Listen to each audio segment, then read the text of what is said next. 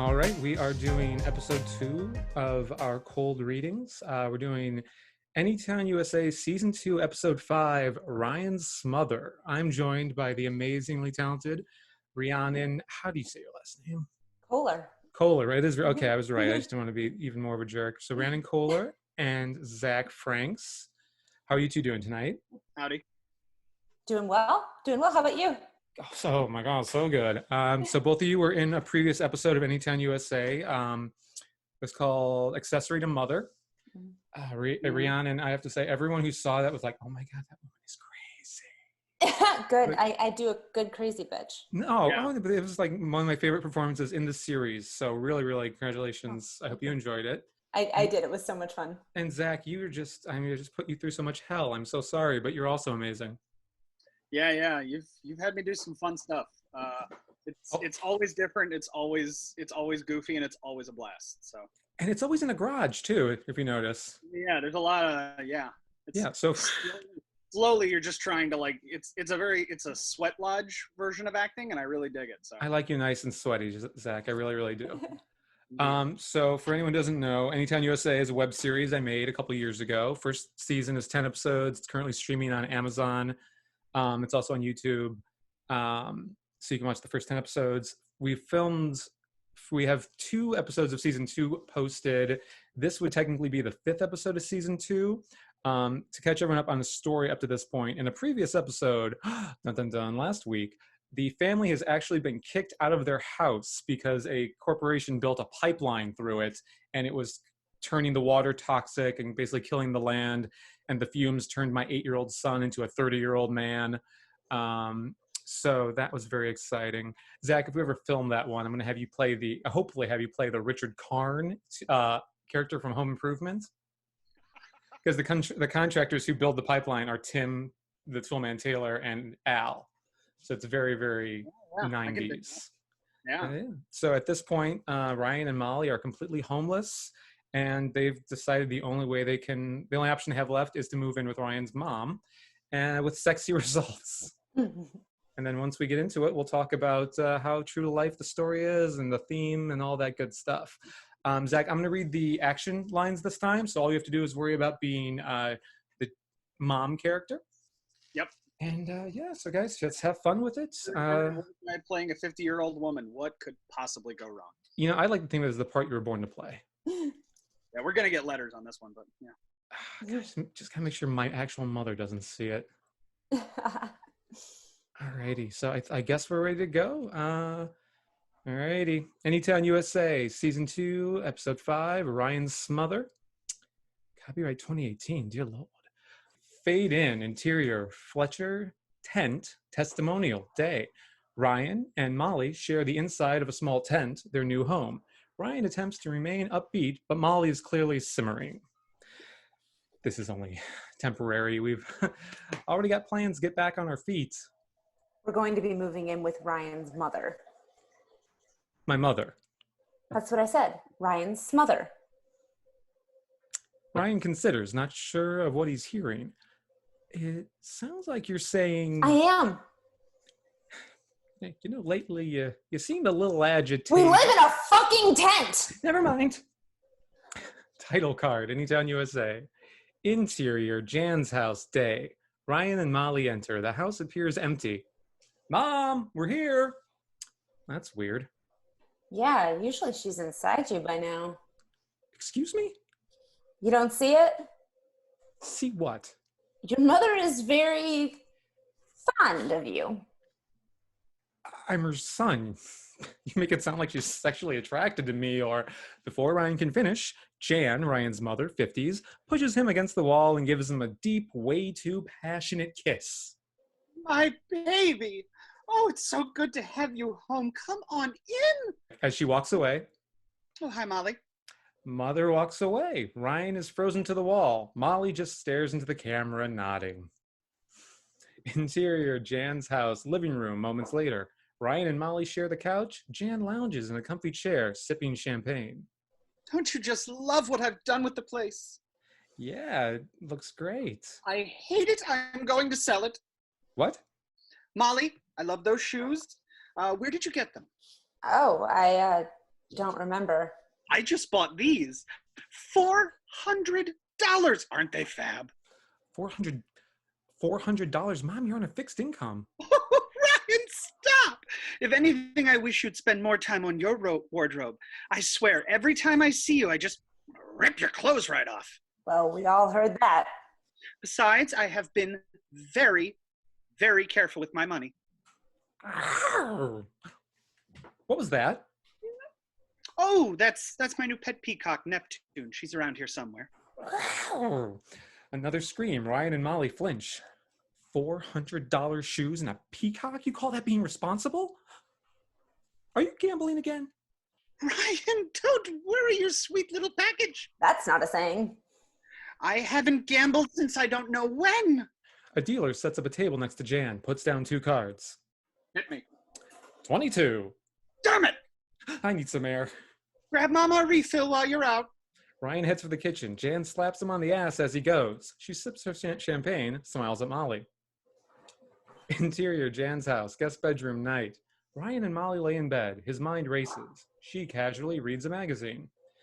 It's fine. Everything is fine. She does this all the time. She spends more money recklessly, but always figures it out. Everything is fine.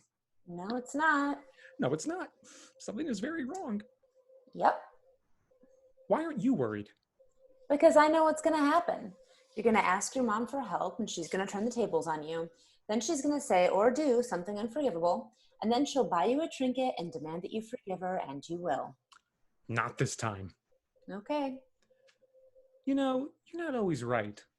I was right about her being a smother. No, you weren't. Jan slides up from under the covers, curling up against Ryan's chest. Ryan doesn't look, just keeps eye contact with Molly. Molly smiles, happy to be right, again. Well, good night. Molly turns off the light.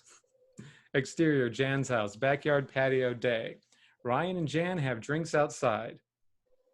Isn't Molly going to join us? She's having a snack she brought from home. Interior, Jan's house, kitchen, day. Molly takes a human head out of a brain bag, pulls off the skull to reveal the brain. Backyard patio, continuous. Ryan shifts in his seat uncomfortably. So, Mom, Jan is sucking her cheeks in like a model. Ryan is taken aback. What are you doing? What do you mean? With your cheeks. Are you posing? This is just my face, sweetheart. Right. Mom, are you okay? You've been acting off. I'm great. I couldn't be better. Okay, well, Mom, the reason we came here is... I need to borrow money. What? Otherwise, I am going to lose the house. What? What about your retirement, your pension? They didn't last as long as I anticipated. You've been retired 1 week. And I've grown accustomed to a certain lifestyle. Jan downs her champagne, tosses the flute over her shoulder. Interior, Jan's house, kitchen, continuous. Molly opens a drawer looking for a fork, finds a pile of paperwork, bills, looks it over, gasps, looks to the camera. Interior, Jan's house, testimonial. Molly sits on the couch, bills in her hand. I was looking for a fork, and I found these. Credit card bills, all in Ryan's name. His mom opened the accounts and never paid the bills. I was shocked. And I was eating the brains out of some guy's head. I'm not easily shocked. Exterior, Jan's house, backyard patio, continuous. Ryan and Jan continue. I knew this would happen. You've gambled everything away. I don't appreciate these baseless accusations. A dealer sets up a slot machine next to Jan. She pulls the lever, coins spill out. Yay, coins! I still need a loan. No! Let me have my fun. I can't give you any money, Mom. I don't have any. We just lost our home. Sounds like you need to be more responsible, like your Don't say it. brother. Oh. He's always been the good one. Then why don't you ask him for money? He's always bragging about how much he gets from the army, and all he had to do was invade a country that didn't attack us and murder their civilians. Oh, he's not in the army anymore. He quit to be gay. What? Your brother is gay.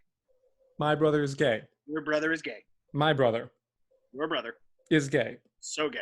My brother is gay. Super gay. My brother likes penis. Your brother loves penis. My brother is gay. So, yay. Good for him. Yeah. Now, give me the money. No! What if I give you an old-fashioned? Jan spits in her hand. Ryan screams, runs away. Interior, Jan's house, bedroom, later. Ryan paces nervously. Molly watches, holding the bills behind her back. This is a nightmare. She worked her entire life and gambled it away in a week. Now she's going to lose her home. This is the worst possible news ever. Well, then it's probably best I get this out of the way. Molly hands Ryan the bills. What are those? Credit card bills, all in your name. I don't have any of these. Oh my God, she didn't. Interior, Jan's house, testimonial, Molly on the couch. She did. Interior, Jan's house, bedroom, back to scene, Ryan enraged. I can't believe this. Jan's house, testimonial, Molly again. I can. Ryan is freaking out. This is thousands of dollars of high interest debt. You can't let her get away with this. I'm going to talk to her right now. Yeah, that's not enough. You need to call the police. I can't do that to my mother. I'll handle this myself. Are you kidding me? The second your mother hears something that she doesn't want to hear, she's going to run out of the room like she always does. My mother doesn't. Okay, that's exactly what's about to happen. Series of shots. Jan slams a door in Ryan's face. Jan slams another door in Ryan's face. Jan slams a door, realizes that she hasn't entered the room, opens the door, then slams it in Ryan's face. Jan runs from room to room, slamming doors. Interior, Jan's house, hallway, continuous. Ryan and Molly watch Jan run around the house, slamming doors. The phone rings. Molly answers. Hello? Who's calling? Debt collector.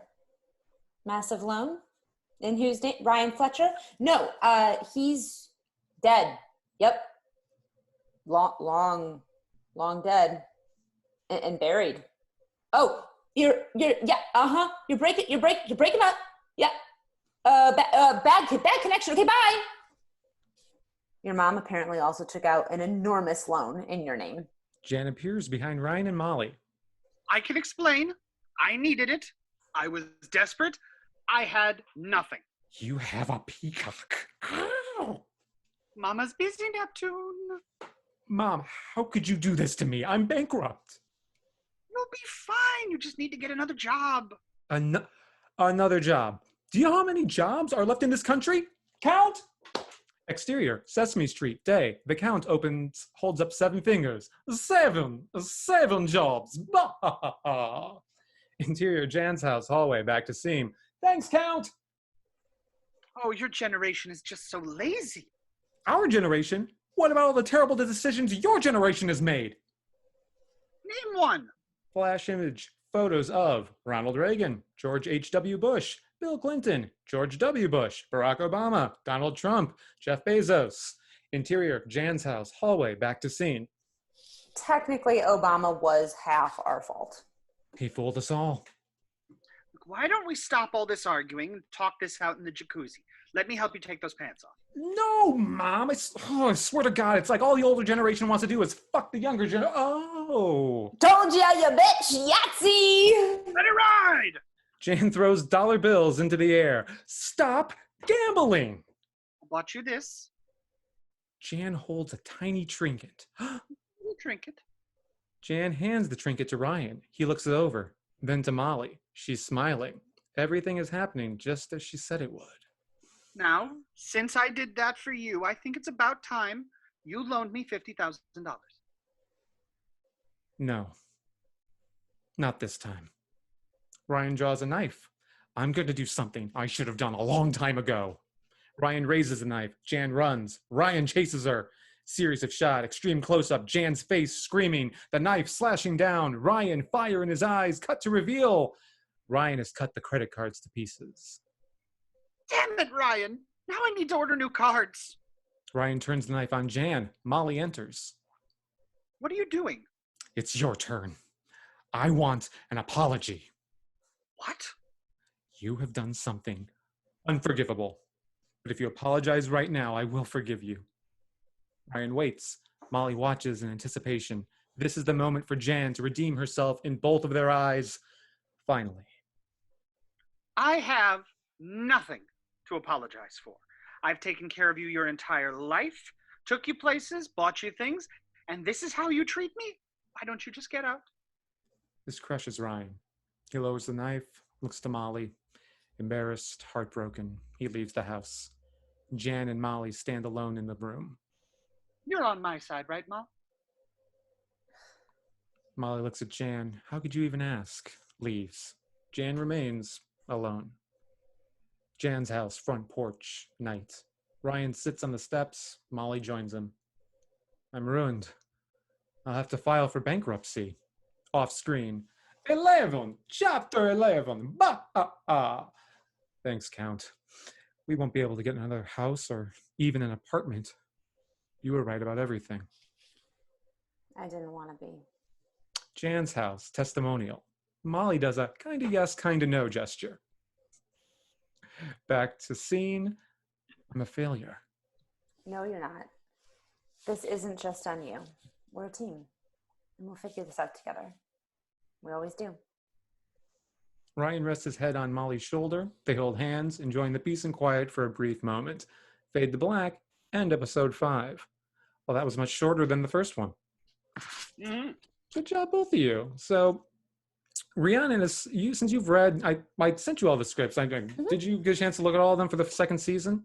I've looked at most of them. I think I might not have read the last one, so don't give anything away. No, it's fine. I was just wondering, so like, as far as as what you've seen and what you've read so far, I guess as an actress, what do you think about things that you would want to see with your character, as far as where Molly is, the typical role of a mother in a sitcom family, where you think, I mean, as far as like, what do you think you would want to see, or what you, I guess, would like to portray as far as this character in this world? Is there anything like that? I'm really excited about, we were talking a little bit about the political element, right, that comes into play.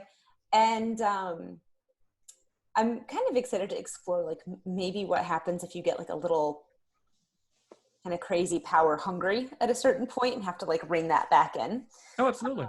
So, yeah, I would say mostly that. But I'm also just really excited to be kind of back in the swing of everything with the rest of the cast. And the thing I like about Molly is that even though she's a smartass, and even though she's always has to be right, she still, like, loves her family, will do anything for her family, and at the end of the day isn't going to give up on who she is or the values that she thinks, brought this family together, even in this twisted world where she's eating brains out of people's skulls. So that's something that I also really like, because it keeps it feeling real and grounded. Oh, cool. It's for you as a performer. I don't know. Is it when you're playing someone who is both trying to be the bigger person and yet still constantly know that they're right, and like the unit, like effortlessly is being proven right over and over again? I guess how does an actress? How do you feel about, like, how do you express that? How do you find, I guess, because I'm always fascinated by actors and their method and how they go about things. And Zach, I'm gonna ask you a similar question. Like, how do you find that balance in a performance? I had this great acting teacher in LA. His name was Alan Feinstein, and he had this New York style kind of acting studio. It was sort of like the Kaminsky method kind of thing. But we were talking one class about that, like the internal struggle, right? And being able to have, as an actor, kind of your own inner monologue that will play out as an internal struggle. And he said, as a character, you have to think about yourself as, like, I am the one who, right? And usually when you sort of ask yourself that question, you get something that creates a multidimensional output. So I think for Molly, it's like, I am the one who has to do everything, is sort of what I think about for her, because then it's like, I have this obligation. I know what that everything is, and yet it's something that I want to do because I put myself here and in this place. And so that's sort of one of the many ways that I kind of approach that with this character. That's awesome. That's fascinating. Zach, for you, so obviously you've played a zombie, you've played this, like, run to death husband, you've now played a mom. What about you? Because the versatility, you've played that suicidal dad. Yeah. Tell me what, like, when you read these, like, what do you think, like, how do you go about it? Yeah, it's usually, and one of the things I really like about this series is that through all of them, there is it's so over the top, and it is so ridiculous, and it is this sitcom about a family of cannibals, and there's a lot of like self-awareness of being in a show and all that kind of stuff, but at the same time there is still this like this rooted kind of familial struggle that goes on, and it's kind of Ryan and Molly sort of against the world, and I always kind of locked into that as like, okay, this is like just this like cinnamon bun of crazy, and then you get right to the center and there's something kind of genuine about it. And so for each of the weird characters you try to bring in, I basically just try to like, okay, because I'm usually part of that over the top part, but then, you know, but there's something genuine about it. So like with the suicidal dad, it's basically just, here's a guy pushed to the end of his limits and nobody can kind of see what's up with him. As a corpse, you know, I was, you know, it was more just like, okay, here's how you fall. With like, you know, the guy in the garage, you know, okay, well, I'm supposed to be this kind of, you know, desperate person trying to live vicariously through my kids. And in the case of Ryan's mom, it's this sense of, here's someone who is totally kind of this self-obsessed kind of parasitic character, but at the same time feels that all of it is owed to them for the work that they've done. So it's this kind of, you know, everybody's the hero of their own story kind of thing, and this person needs to be the hero of their own story and needs to feel that they deserve all of this. Otherwise it all just kind of comes tumbling down. That's fascinating. That's really interesting. Yeah. Again, I guess because I always try to cast myself as the least interesting person so I can give better actors more interesting, fun things to do. And again, you guys just tackle it so head on. I just love that about you both. I was going to ask, as writers, as both of you, because I know Zach, you do a lot of you do essays, you're more prose than just more screenwriting, but Rhiannon, you're also a creator in your own right. And I ran into there's two questions I want to ask about the writing process, not that, you know. So when I'm running into with this episode and a lot of the season 2 episodes is I feel like they're so of that time. Like this one was copyright 2018. And I just feel like a lot of them they deal with things and like they kind of have like little references built into them that are very of a time. Because ideally the show would almost be like a Saturday Night Live, like referencing something that comes before it.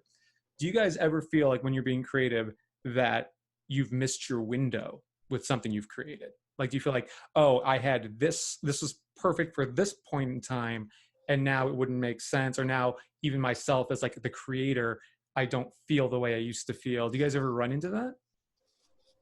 Yeah. Go ahead, Rhiannon. Yeah, definitely. I mean, I had a couple of projects, essentially like a first date type of project that I wrote when app dating was just sort of starting. And now I look back at it and I'm like, ugh, boring. Like everybody, you know what I mean? There've been so many things about this. I don't even want to return to it. But similarly, I think that there have been things that I felt like I missed the window for. And then when I return to it, maybe 3 or 4 or 5 months after I feel like I missed the window, I realized that I didn't. Maybe some things need to be massaged a little bit, but that it still resonates with the decisions that people have to make on a day-to-day basis, or even just triggering memories for people that are comforting or comfortable for them to return to.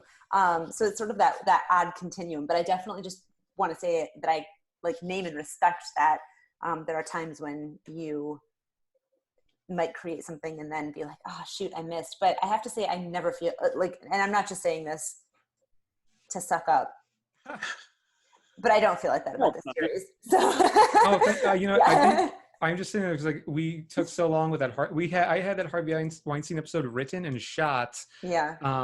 The week it happened, and we spent. I mean, literally, like it was news that Monday.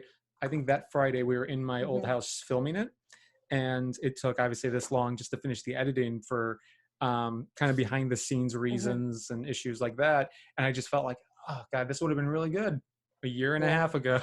Right. But and what do you think, Zach, as far as that, like the creative, I guess, expiration date?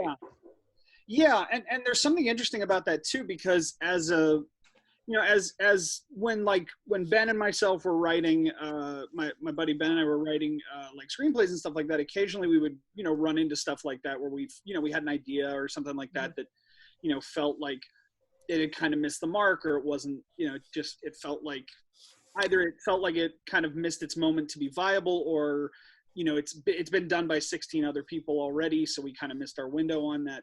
But there's also in the academic writing that I do, there's a really interesting idea about that, which is this thing called reader response theory.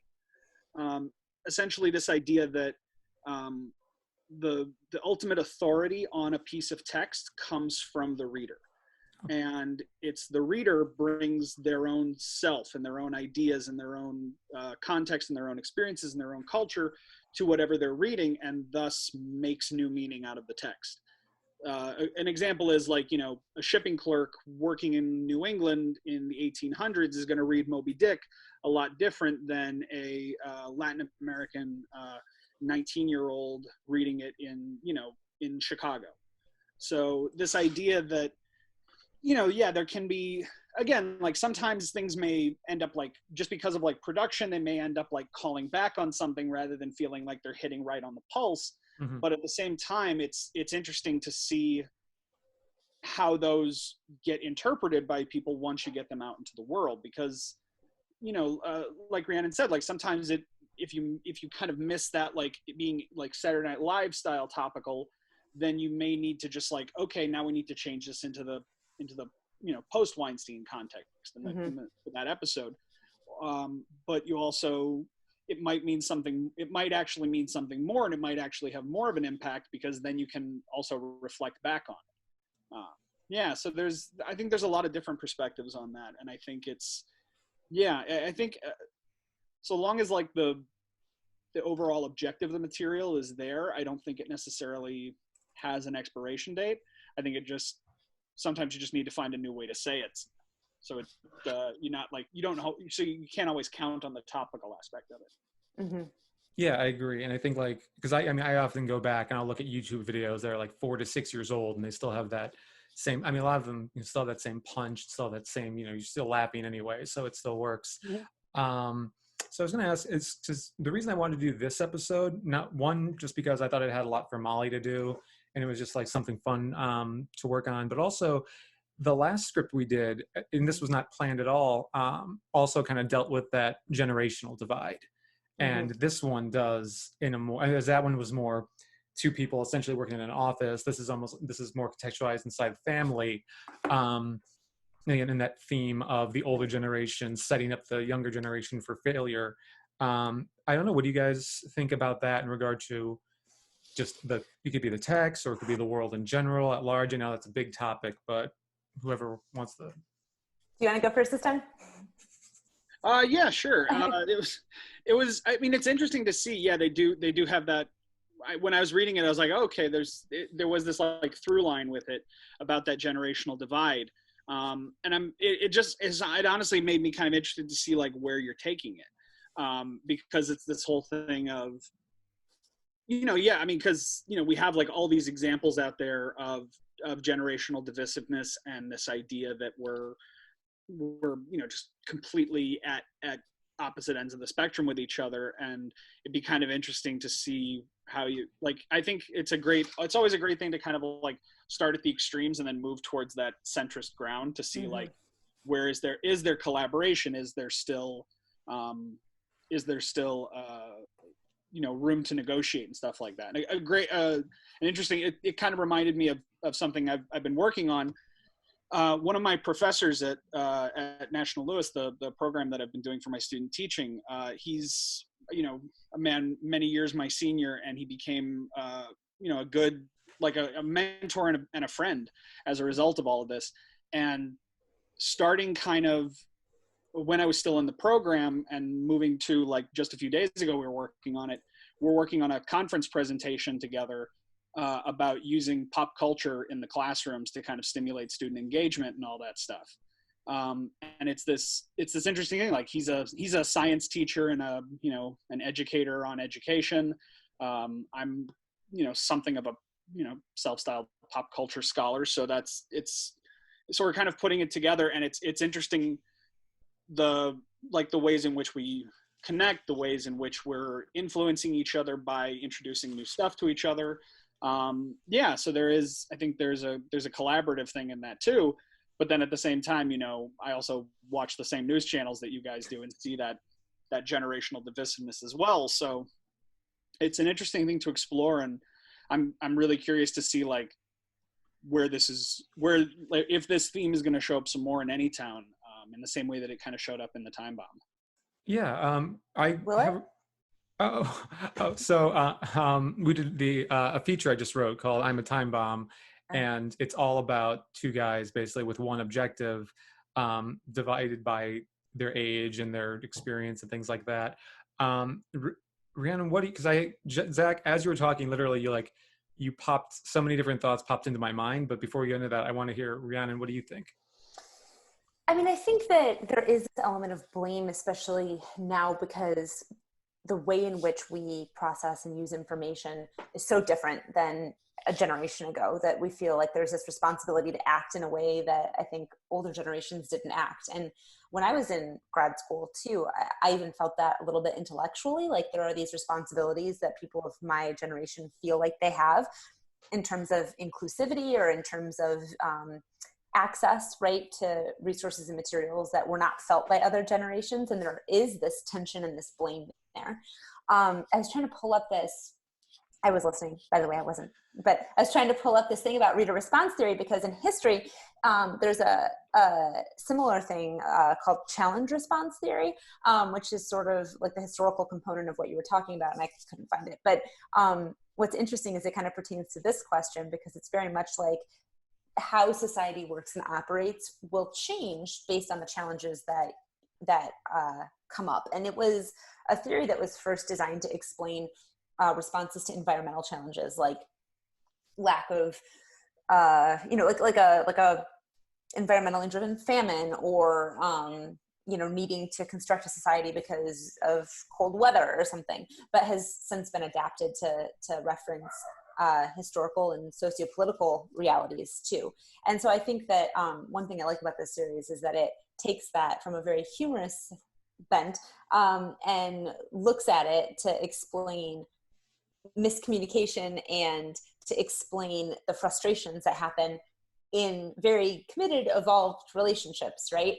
And yet doesn't give up on the sort of absurdist bent to the humor. And I wish I could find the actual article on my iPad, and I can't find it. I'm sorry, but if I do find it, I'll email it to you. Yeah, absolutely. And I was thinking, like, one of the things that I find, I was, as Zach was talking, it's like I was thinking about the mother character versus your character, Rhiannon, and I was thinking how they are actually linked by the way they handle their pride, whereas you very much, again, Zach's character very much is just hanging on to it so desperately, and then while she's entirely in the wrong, and while you entirely in the right are still, you're smiling, you're kind of, you're saying without saying it, but you're not exactly gloating. And I think that's like, they always say a lot of the times they say men try to marry women who are like their mothers.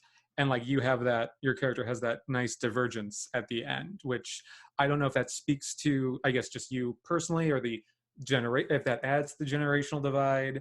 But I guess I find that like that fork in the road of Molly and the Jan character is just the defining moment between you two, which I think is interesting. I agree. I also think that there's this element of, how do I put this, like kind of being willing to accept the fact that the things that bother you about people are the things that define you as well. And I think that happens in the interplay between those two characters too.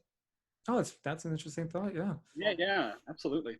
So. Yeah, and I was going to ask, so because as I'm listening to you to speak, it's kind of making me think about like how much of not just this script, but the other one as well, are kind of informed by whether you've had positive, because I'm just the most cynical fuck in the world apparently, whether you've had positive mentors, like older mentors in your life, or negative, like everyone has either shown you like, oh, I've learned a lot by learning what to do. I always feel like I've learned a lot by seeing what not to do, as opposed to what to do. I don't know. Have you guys had, I know, Zach, you mentioned your teacher. Have you guys had that like very helpful older experience, that voice of wisdom in your lives? Or have you seen both, the helpful, the cautionary tale?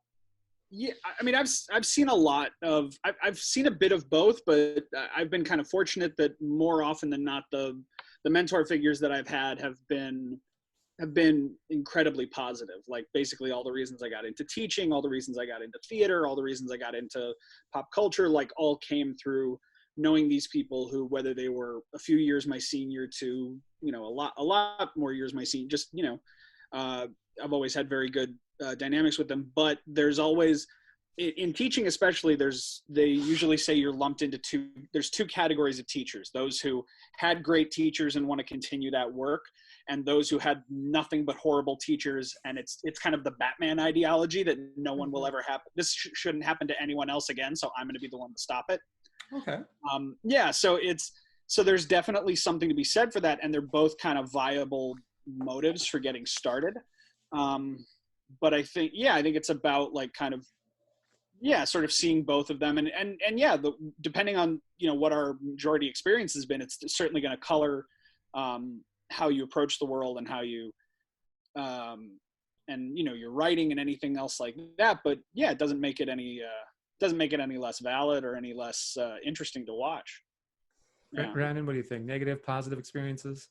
Well, I think, like Zach, fortunately, I've had a lot of positive experiences. I will say that even though, I've had great acting teachers, which is awesome. Two in particular, Alan Feinstein, who was really, really fantastic. And I feel kind of bad because I think I sort of just like couldn't afford the classes anymore and didn't know how to tell them and just kind of like blew them off. Apologize right now. Yeah, sorry, Alan, because you're awesome. But and then another acting teacher, Craig Wallace, in LA, who were very positive influences. However, there were so many negative influences in terms of like the industry in LA. People I didn't want to be like, people I didn't want to become, people I didn't even really want around. That it facilitated me leaving, really. And that's like personally and professionally, but so in that way, that's kind of like you have to make a choice. There's that line from The Help. I never saw the movie, but in the book, right, where the main maid says, every day you have to wake up and you say, am I going to believe what those fools have to say about me today? And I don't remember much from that book, but I remember that line because I was like, wow, that applies to everybody. But I think it's like, yeah. What? That's a great line. Yeah. Yeah. It's like, that applies to everybody, but especially if you weren't like born into a lot of money, right? Kind of regardless of other privilege, that still applies. And so I think being an actor and voluntarily choosing not to be in LA, not to be in New York, and to still sort of build your life, you have to decide if you're going to believe what this huge machinery of advertising is going to say about you and your life and your choices every day. And you have to make a really conscious effort to reject it. And that to me was also rejecting a lot of bad role models. I don't know if that makes any sense. That makes perfect sense. Yeah.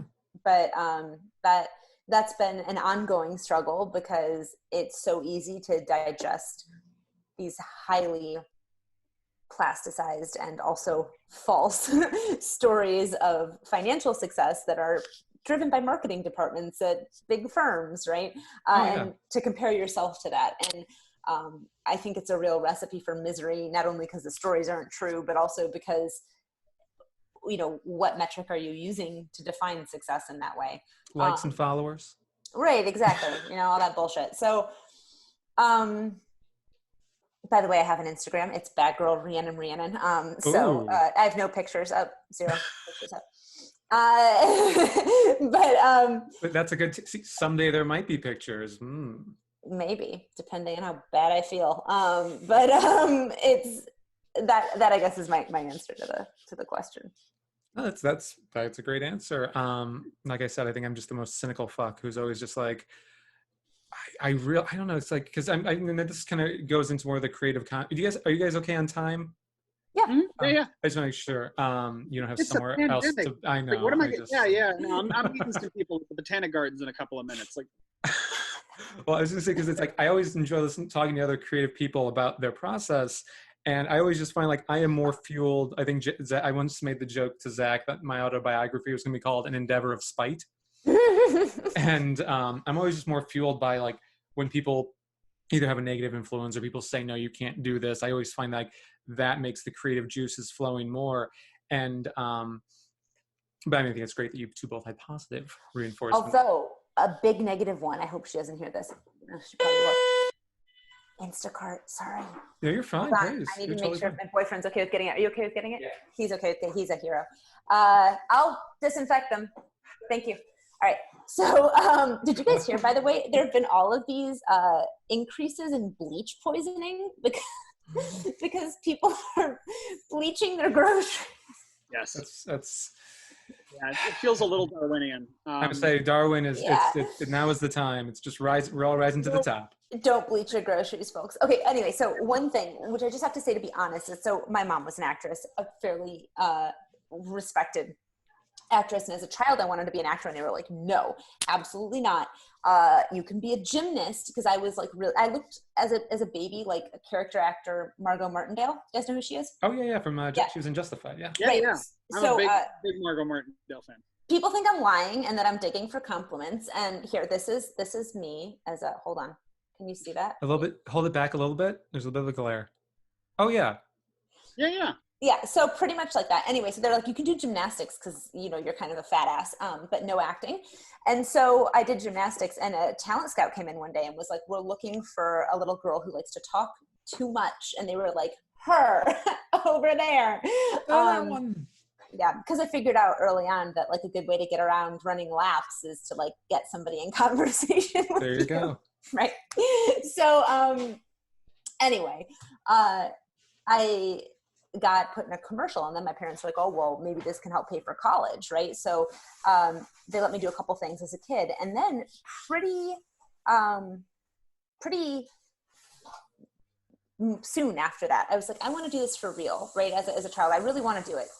And they like sabotaged it. Like, you know, they'd like send me to auditions in like stained clothes that I had been like playing outside in with like grass stains, or like they wouldn't brush my hair, or like they'd be like, go up to your room and learn your lines. And I'd be like, but I can't really read yet. And they'd be like, too bad, you know? So, so those are kind of like bad influences or negative role models. Just as you're saying that, my mind wants to take it to like the next level. And it's like, when you walk into the audition room, make sure you say this about all the Jews. It's like, oh, mom and dad helping or hurting. Yeah. Well, actually, and like when my little brother was a very, very cute kid. And at some audition, some agent or whatever was like, ooh, like, can we see him for this other commercial? And my mom knew that he had separation anxiety and put him in the room without her. So he just screamed his head off the entire time. And they were like, get him out of here. Perfect. He's cast. Yeah. Wow. Oh my God. This commercial for ADD is perfect. And I mean, there is a lot of that like negative system. I mean, and I think again, like there's that, I think especially, you know, people who know the industry kind of know the trauma of it and kind of want to keep people away from it. But yeah, I've definitely, I mean, that was, again, I haven't had as much experience with that professional world as much as you two have. But even in like, again, even in the academic world, like I hit the lottery in terms of like student teaching and all that kind of stuff. And the people that I've worked with, I've been really fortunate, but you know, I've also known some really power mad teachers who just, you know, kind of, you know, were just kind of doing things that to interest them and didn't really care if the students got anything out of it. I've also, you know, I know some people who've had some student teachers who just basically were looking for an indentured servant for 11 weeks and didn't really care if they got anything out of it too. So there's a negativity, and there's definitely some bad examples out of there. And you know, as with much in life, it's kind of how you respond to that and what you take from it, the lessons you learn. Zach, can I share? Oh, sorry. Go ahead. Go for it. Yeah. I just don't. I want to have you not feel alone. / also, I forgot about this. This was my first year in grad school. I was at UCLA, and we're in this teacher's class, and it's exactly like what you said, where they're just like on this crazy power trip. I don't want to like name names. So I'll just call her Carla Pastana. But she was like this. She was supposed to be my advisor. She was a nightmare. she was a nightmare. And she went to my undergrad, right? And I think she expected me to be like her, and I just wasn't. And it was just a terrible fit. She looked kind of like a cross between, she kind of looked like Abraham Lincoln, actually. Like, I mean, just legitimately. And she would come into class, I'm not kidding. She would put her fungal toenails up on a desk. Like she would like full on, you know, feet up, right? Open up a newspaper and be like, talk amongst yourselves.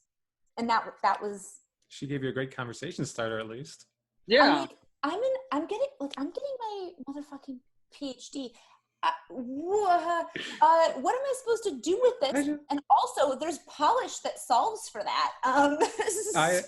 I just like the coffee talk from Silent Live. Talk amongst yourself. Yeah. Here's a topic. You're fucking paying for this degree. Exactly. God, it was awful. And what was funny is that there was another woman. Her name was Ellen Dubois, spelled Dubois, but you're supposed to pronounce it Dubois. She's retired now.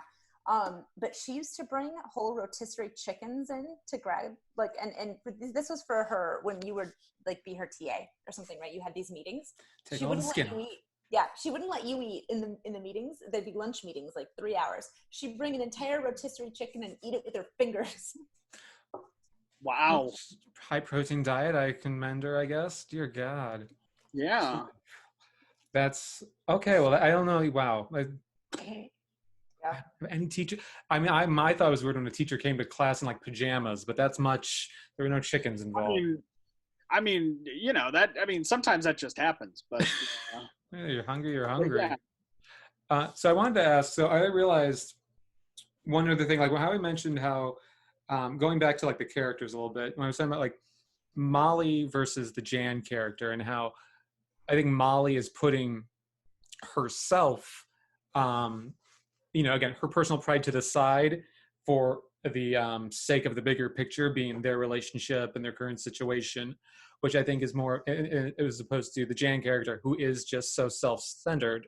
And I think that, again, and that kind of speaks to another piece that I was working on where it was basically about privatization or basically capitalism, privatization, socialism, needs of the many versus the needs of the few.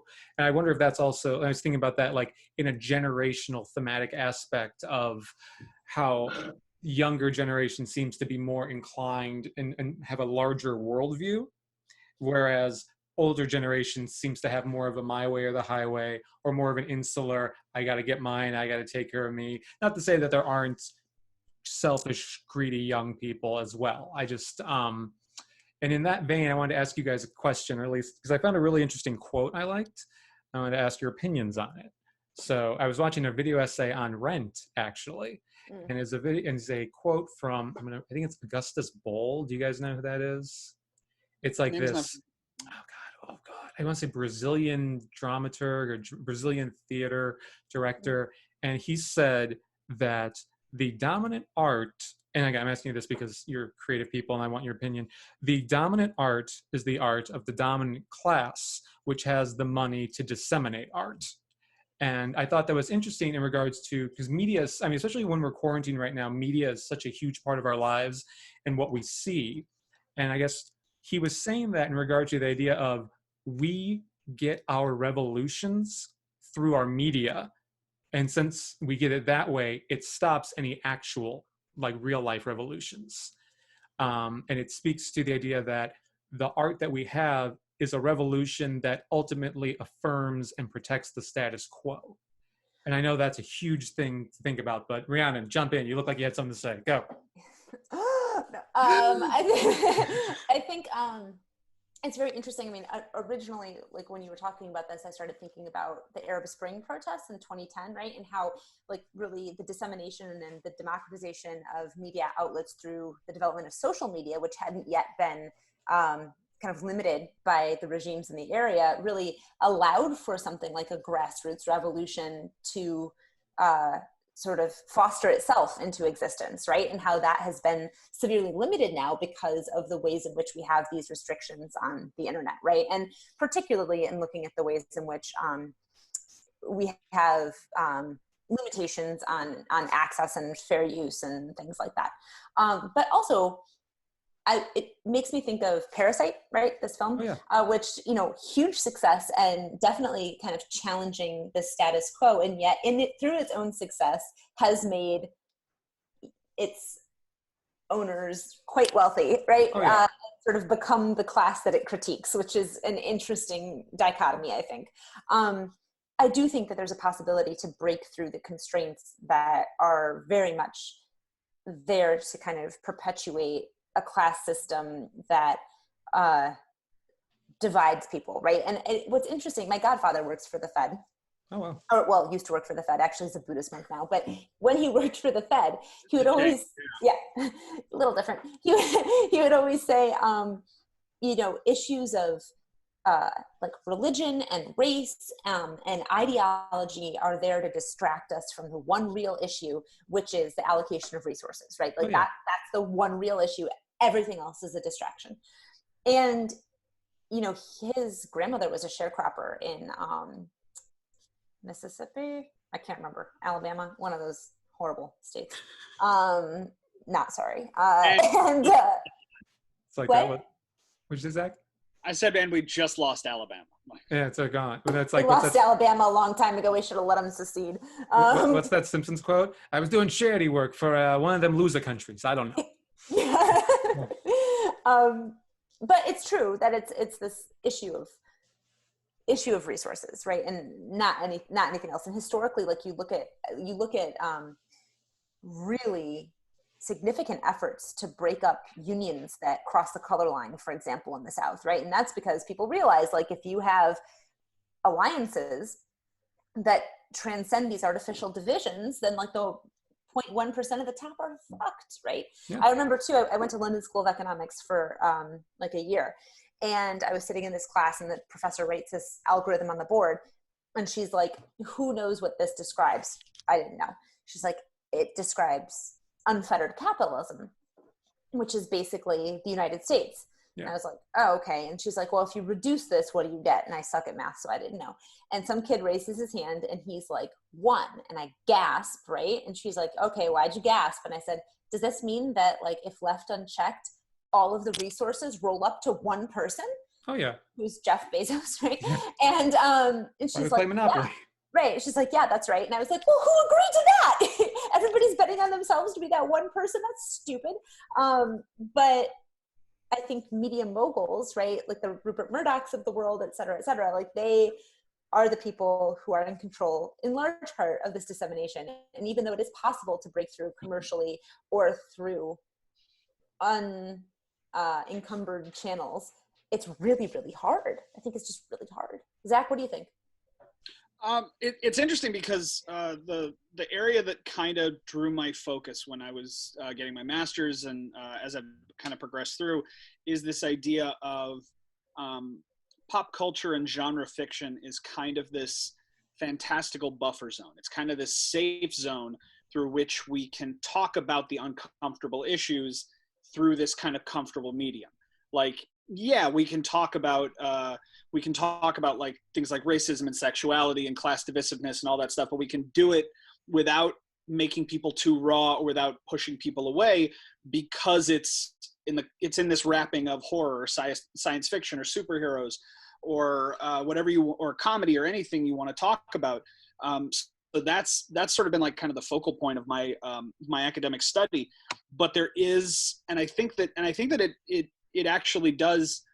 I like that idea that, like, you know, the dominant art comes from the dominant culture.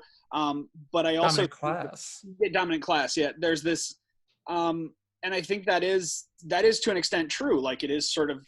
I think that also is kind of the artistic thing of, like, whatever the people want to see, like that's what's going to take over. And I think it also is just sort of.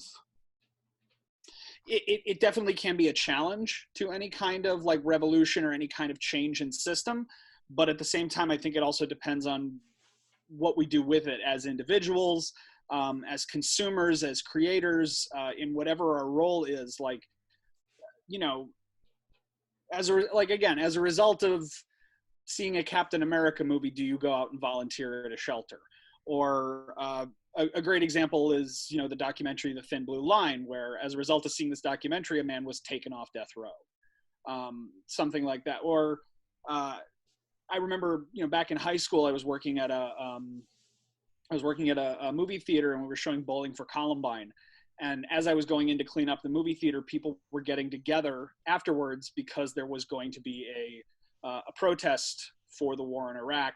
And, you know, the person there's like, hey, I've got information if anybody wants to know. And there was like, it wasn't like people stormed out of there with pitchforks, but it was like, no, like maybe 20 people walked out of there, and that was like 20 more people that were going to go to this thing. So I think, again, it's, yeah, like unfettered capitalism, if left unchecked, does that for one person. But I think there's ways of kind of halting that, which is, again, like individual, like we kind of just can't let the machine run on its own. We have to like apply those checks and balances. We have to do that. And a great way to remind us about that is through art and is through entertainment, because that's how we consume. That's how we talk about this stuff. And I, as someone who, you know, got his guiding moral principles from a combination of Superman and Jim Henson, I think that, you know, it's this idea that, yeah, like, you know, the art can make us better. It also, but like you said, there is also that danger that art itself takes the place of revolution. Like, in that sentence, can I ruin Hamilton for you? Yeah, sure. Go ahead. So you can try, dude. That thing, I have a lot of love for Hamilton. So I know. And that's very much, so there's an excellent article you should read it's called The Hamilton Hustle. It's by Matt Stoller, who used to be a congressman, a Harvard grad, really just really smart guy. Apparently Hamilton is a dishonest justification for all of the Wall Street bailouts, because Alexander Hamilton actually created Wall Street, and in reality he was so anti-democracy, and he was so like, he literally like felt, oh, the only people who should be allowed to vote are landowners and the ultra wealthy. He was actually stoned by a crowd in New York. Basically, he passed the Jay Treaty, and which was basically a trade deal that made concessions to England, who we just fought a revolution against. Right. So he was such a huge believer in, huge believer in destroying democracy, that if he could, since he didn't succeed at that, basically the creation of Wall Street and the shift of all of the wealth to the tippy top was basically like his backup plan. And that's why certain, like, again, you know, love him, hate him, the Obama administration was very, very much a fan of, like, they even like went to the Hamilton, it's called like the Hamilton Institute or somewhere, to like deliver important speeches about the bailouts and why we have to do these to save our economy. And he justified it as this was Hamiltonian democracy, and this is what the founding fathers believed in, when in actuality it was like, oh no, these people, especially Hamilton, like, and through the Whiskey Rebellion, hated poor people and just wanted to drive all the wealth up to the top. But everyone leaves that play with this like profound like belief in America and belief in the underclass, and that like, see, we can do it. So I think it's like a really fascinating juxtaposition of history versus reality, and like the way you can, again, I know that the term is manufacturing consent, just the way you can skew a message and rewrite history in your favor. So I definitely would check out that article, because I know, Zach, you particularly love musical theater, right? And I haven't seen Hamilton. Yeah, so definitely. What? Have you seen it? And I have, and I think it's brilliant. I still do. It's fascinating to see that perspective on it, because the other thing too, the aspect of leaving with it, I kind of went in knowing a little bit about Hamilton, like knowing that there's a line in, I think it's in the second act, where he talks about like, it's like towards the end of the first act, where he's like, he spoke for like several hours, proposed a whole new form of government. And in that, it was basically the geniuses among us should rule, the landowners among us should rule, and it should be like, you know, kind of lifetime terms. And I think it's along those lines. But he wanted a king. From what I understand, yeah. And again, like, I don't think the whole, I think there are some people who will go there and see that. I think people who like are kind of just looking at the surface see like a lionization of Hamilton. Yeah. But like the entire second act deals with just how flawed and messed up this guy was, and how he had these really interesting motivations, and he had the brains to do it, but all that ambition and all of that, did it really make him happy in the moment? It gave him it gave him a legacy that lives forever, but does it give him happiness in the moment? And there's some really interesting stuff in the second act that really explores that. There's a great song called It's Quiet Uptown that kind of deals with him and his wife's relationship after the death of their son. Mm-hmm. So I think that ultimately, I think that's what happened. And I kind of left there with this feeling of like, oh my God, we can do it, and not because of Hamilton, but because of Lin-Manuel Miranda, because of this idea of this guy who, had like success on Broadway, but he'd been working on the show for like 7 years, and also to replace and recast, like to tell a widely commercial and effective story of early American history, populated entirely by a colorblind cast, I thought was just a really cool thing. And the perspective, and again, there's all sorts of different perspectives on it. I've heard there are some articles about how like people in the hip hop world think the hip hop in Hamilton is not that great. There are all these kind of cracks that people take at it, and that's part of the system. Like, that's part of what we're supposed to do. We're supposed to find flaws, and I don't think any artistic project is inherently perfect, but again, it's all if you take the right message from it, or if you take the wrong message from it too. I dubbed myself the cynical one, so I totally no, own that. Totally, and that's a good person. And as a die-in-the-wool optimist, like it's interesting to hear those perspectives, and it's good to hear those perspectives, because you have to kind of have a balance between the two. So let me ask you this then real quick, because I have like 2 more questions. I promise I'll let you guys go. I appreciate your time. So in regards to Hamilton, before I get into the other questions, you mentioned an all-black cast. Okay, so anytime colorblind, like it's African American, Puerto Rican, like there's various people, like Oh, and I know, and obviously, like there's at least one white character I know, right? Like, if I remember, I mean, at least in the production I saw in Chicago, the only white characters were the King and the Messenger, and I believe that's the Messenger from the King, and I believe it's the same. It was the same with the original cast too. So we just read a script from Anytown USA, which went out of its way with great difficulty to find a white guy, an Asian wife, a black son, and a Latina daughter, because I was hoping to point out the use of minorities as almost like sparkly objects to distract people from the same old show and the same old voice again and again. And again, the whole point of the diverse cast was to show the idea of neoliberalism, which is just basically, is it progressive to have just a completely diverse cast? Or is that just superficial window dressing? That was a lot. I'm sorry. Oh, I don't know. It's a really good question. I mean, I think it does depend on the world of the story a lot, really, in terms of like what the comment is to outsiders. What I like about this story is that it has that absurdist overtone, right? And in some ways, it's almost like I don't know if you guys ever read like Ionesco books, but where you're kind of challenged, your underlying assumptions about what you should expect within a narrative are challenged visually. And that in itself, I think, can be progressive, regardless of how that challenge is represented. Obviously, I think there's a huge problem with whitewashing in general. And a lot of that, I think, does come with having a dominant class be, for the most part, in the United States, white, right? And so that trickles down, right? Because so much of Hollywood success is like who you know, right? But that being said, I think there are definitely ways in which you look at shows like Blackish, for example. It's like, it's not progressive, it's actually it's regressive. And that cast is certainly not white, right? And so it's not a guarantee, I think, of being progressive, but I think it can, in some cases, also attend a progressive story. What do you think, Zach? I think it's a lot of it is because there's the motivation of the authors, and then there's the motivation of the readers. So if the motivation of the author, I don't know the motivation, depending on the author's motivation, what they want from a text may not be what somebody else takes out of it. I mean, there are people who, I mean, there's that great quote from documentary Now the Bible is the original comic book.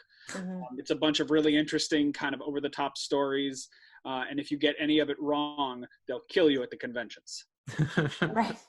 But yeah, but there are people who take like biblical stories and biblical allegorical tales and use them for truly like righteous kind of reasons. And then there are people who take religious texts and interpret it or misinterpret it in their own way and use it for the detriment of society. So again, I think it all comes down to motivation. Absolutely. It all comes down to what the artist intended to do with this text, and what the audience and individuals tend to do with the text. And I think that ultimately kind of is up to the viewership. And then there's also as audiences, we have the option to sort of make our voice heard with, by simply, again, I'll quote a great underrated show, the Critic, the animated show with John Lovitz, where he goes on this like diatribe: if the movie sucks, just don't go. Or if if you feel something is damaging for that reason, like, don't, then yeah, you're very welcome not to partake of it. But then again, I also think that there's a great thing into kind of looking at, stuff that could be considered problematic or regressive, and I think it helps you better interpret it too. So yeah, it's a tough issue. It's just something I'm always wrestling with, because I'm always wondering, like, I shake my head when I see things like that. I'm just like, there's more than just, I think Schitt's Creek says it really well. I'm into the wine, not the label. And I feel like all we're doing is changing the label, but not really, but keeping the wine the same a lot of the times. Yeah. And I just feel like that is just, I think people are smarter than that. I think people eventually, like, they catch on, they see, oh, I'm just getting the same voice, just with a different label on it. So but again, think that's a really deep discussion and interesting, and just, this is crap this is why I don't sleep. I'm just thinking about. So sometimes also, just to say about that, because changing the label thing, sometimes changing the label lets you see something in a new way, or taste something in a new way, or do that. So I think a great example of that was Damon Lindelof's Watchmen series for HBO, which I thought was just phenomenal, and honestly took sort of a prepackaged collection of characters and really held true to a lot of that world, but basically just took that world and reshaped it a little and relabeled it and used it to look at a different thing. Like, instead of looking at sort of the stuff that Alan Moore was looking at, I want to look at this, and particularly I want to look at race, and just kind of taking that perspective and really looking at it in a new way is very cool. And so again, I think it all tends to be like, what we do with it, and yeah, I think that's where it can kind of go for good or ill. Yeah, so it basically comes down to artist intent in a way. Yeah, artist and audience intent, I guess. Yeah. So last question, it's a two-parter. Rhiannon, I'll go with you first. Since we're in a quarantine, first question, what are you watching? Second question, what are you working on? Good questions. What am I watching? Today I watched Monsters University and George of the Jungle. The Brendan Fraser George of the Jungle? Oh yeah. Great show. Yeah. It's leaving HBO now at the end of the month, by the way, so if you run, drop the headphones, gone. Yeah. And I enjoyed both of those thoroughly. Yeah. My partner and I have been watching The Leftovers, which I really liked until we're at like the end of season 3, and now I'm kind of like, oh Jesus Christ. And like, we were watching Westworld too, and the same thing. I mean, I had forgotten that I actually a million years ago had read the Michael Crichton book. And so I was sort of like, why is some of this familiar? Like in season 2, I guess. And then I kind of got like, the tonality of Westworld in season 2 was so like monotone. Like, I get it, you're a pissed off robot, pretty fucked up that people want to go rape robots for fun. I mean, that's screwed up. I don't know, I sort of lost interest, I guess. So that's what I've been watching. Everyone says that show should be so great. and it's Yeah. just I've only saw the first season and then half of the second season. The first season I thought was really brilliant. The second season, I honestly just don't have enough memory. I need to like go back and revisit it so I can kind of think about it. And then I've kind of got all of season 3 recorded. I just haven't watched it yet. Yeah, But yeah, it's season interesting. 1, yeah. Oh yeah, the time stuff they did in season 1, and like that line, which was actually, I guess, in the original movie from whenever, a million years ago, it doesn't look like anything to me, right? Like that was brilliantly interwoven. Like all that was great. I really enjoyed the first season. That's what I'm watching. What am I doing? I am writing 2 scripts and a novel. wow. So that's been taking up a lot of time. One of the novel, I'm sorry, not one of, there's only one novel. The novel and one of the scripts are the same world. Okay. And then the second script is different. And they both don't take place during this dystopia, but they're sort of in the comedic world. So maybe if you guys want to have eyes on any of this stuff, I could use some feedback at some point. So I'd love Yes, to please. share it. Okay. Yeah. I would absolutely love to. I love giving scripts coverage or notes or whatever you're looking for, and I'm still waiting for summits. Oh yeah, Summit, that's being edited. Sorry, I'm also working on that. So yeah, talk about low budget, but it was fun. We had a good time. We've got 4 episodes edited, but we decided that we wanted to have all of them edited before we dropped them. So yeah, that reminds me I should call the editor tomorrow, but also working on that. So yeah, those 4 things. Awesome. Yeah. How about you, Zach? What am I watching? George of the Jungle. I mean, yeah, no, I'm gonna go watch George of the Jungle tonight and just pair it up with Dudley Do-Right, and then Jungle 2 Jungle. Fraser marathon of The Mummy and The Mummy Returns, because yes, I will shout Brendan Fraser's merits from the rooftops. Fraser-a-thon. So good. Yeah, yeah, that man's amazing. Yeah. But I've also, you know, I'm you know, never to let it be said that I wasn't up for peer pressure, so I 100% binged through Tiger King in a day. Oh yeah, I watched it too. I watched it too. Yeah. Oh. It was a Russian nesting doll of madness, and I loved every second of it. And then the other show, because I'm here at my house, but you know, my girlfriend has a house, and she hasn't really been going out, so I'll like go over there to visit her every couple of days. It's been a nice way of keeping sane. Yeah. And we watched Hunters together on Amazon. I heard that was amazing. Oh, yeah. It was fan-fucking-tastic. I need to watch it. So smartly done. I really want to find out because Jordan Peele is the producer behind it, but the guy who created it and wrote it, I really want to find out what else he's done, because he's pretty brilliant. It is as like a second, you know, as a, you know, as a grandson of Holocaust survivors, as a lifelong nerd, that show checks every single box. It really does fascinating meditations on anti-Semitism, on American democracy and hypocrisy, on superheroes, on good and evil.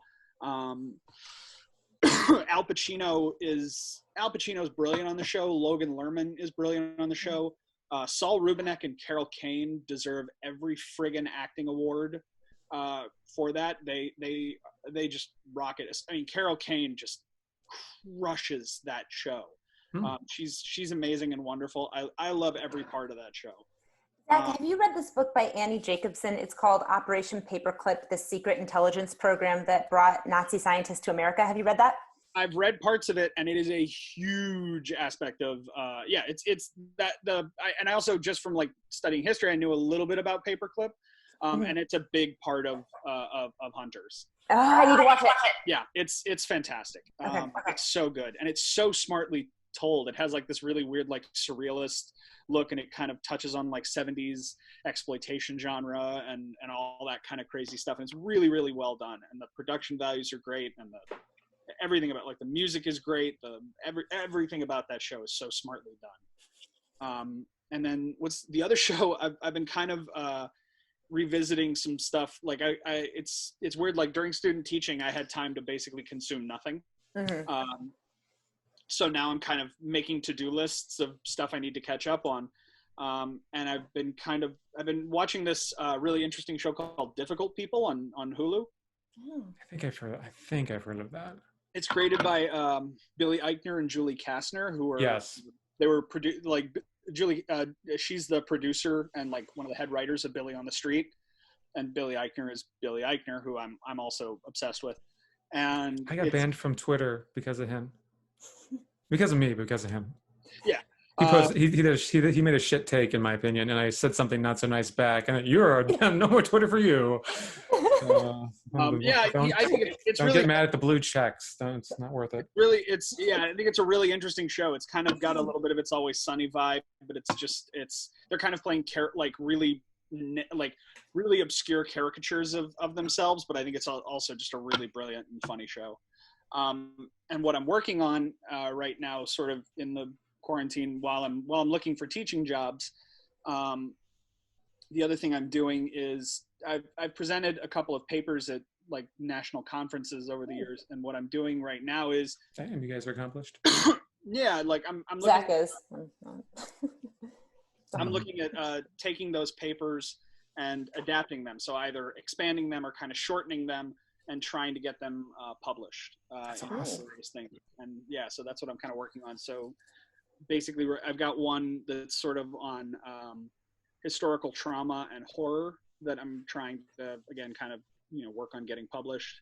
And that's based off of a movie that our mutual friend Kurt took me to see. Which one? It's called Targets. It's Peter Bogdanovich's first film. And it's got this really, like, I did actually, at a conference, I could go on for about an hour and a half about that movie. Like the making of it and the story behind it is kind of just as fascinating as the movie itself. And so I'm looking at that, and then there's one that I wrote on superheroes and discussions of disability, so how again, in that whole thing of how genre fiction gives us a comfortable place to talk about uncomfortable subjects. So here's how the issues and themes of disability are discussed through superheroes. You should submit that to High Ability Studies. I did not know about that. I'll have to check them out. Yeah. So that's what I'm working on in between filling out job applications, which for teachers means writing a lot of essays. And just kind of working on stuff like that. So that's awesome, man. Same thing. If you want someone to read papers, let me know. I've got time. Yeah, sure thing. So much time. Oh my God, yeah. I've been watching Sopranos finally. I've been waiting like my whole life, and I'm finally adult enough to watch Sopranos. I actually was thinking, oddly enough, like, who's worse, the people in Sopranos or the people on Tiger King? I love Amalfi. Amalfi is so good. Oh my God, wait, which one is Amalfi? The psychiatrist, right? Is that right? Oh, Dr. Melfi. Yeah. Yes. Right. I literally had a client who just went to the Amalfi Coast, and that's why I was like thinking about that. Well, obviously my brain's fried. No, you're fine. No, because they do go to Italy. We're in the fourth season now, so the tragic thing has happened to Dr. Melfi. I realized when watching the show, though, because at first I was like, it does a thing which I really give a lot of credit for. It is so punishing to the viewer. Like it's almost like daring you not to keep watching, because there is no person on that show except for maybe Dr. Melfi and the Bobby. Now you're doing it. Yeah. The doctor and one of the mobsters, they have a little bit of humanity and a little bit of morality, and everyone else on that show, because I noticed they do a brilliant thing with their violence. If you're so ingrained in television, when you watch the bad guy beating up on some innocent person, they stretch it out to where in your mind you're thinking, and here's where Tony steps in. Mm-hmm. And here's where Tony's going to step. And it's like, it never comes. And it's just so interesting how honest they are about how bad all the people on this show truly would be. And so I think that's like really, I understand now why people love it so much. Mm-hmm. I love that how it kind of romanticizes the crime world and strips it away at the same time. Like it's kind of doing double duty, which I really dig about that. Like, oh yeah. That's a good way to put it, Zach. I love that. Yeah. And that's what's like so interesting, because like I totally see how it would appeal to people, because you get that like super alpha male Tony, even when you like, and you get the world of like the tough guys. It's just so, but on the flip side, it's just so unflinching how just like the, I guess, yeah, I'll keep going back to the word punishment you get for the other characters. And just the lack of concern for anybody, like, you know, these people, they're such like hard-nosed bottom line characters that it's really challenging to watch sometimes, because there's really no one to root for. Yeah. But and then I'm working on, so I wrote a script a couple months ago called The Institute, and it's about actually, so in South Loop there's a private school called the British School. And I have some clients who send their kids there, and it's super bougie and fancy. And it's about what would happen if they got caught in a PR nightmare and had to do the unthinkable, which is allow one poor student in. And it's this absurdist comedy about the headmaster of the school, basically, who's like, oh, I'm this horrible British piece of shit. And he's just like, he's constantly dealing with the needs of his super affluent parents and their little monsters. And then there's this little innocent black girl who comes into the school, and she is basically like thrown in as the poster child of everything, you know, of like, the perfect rags to riches story. And it's just about, you know, how she is being used as this poster child and exploited, and how you know, obviously the class divides. So working on that. I'm going to see if I mean, that one's got so many characters, probably tough to do a cold read, but I've got the time on my damn hands, so we'll see.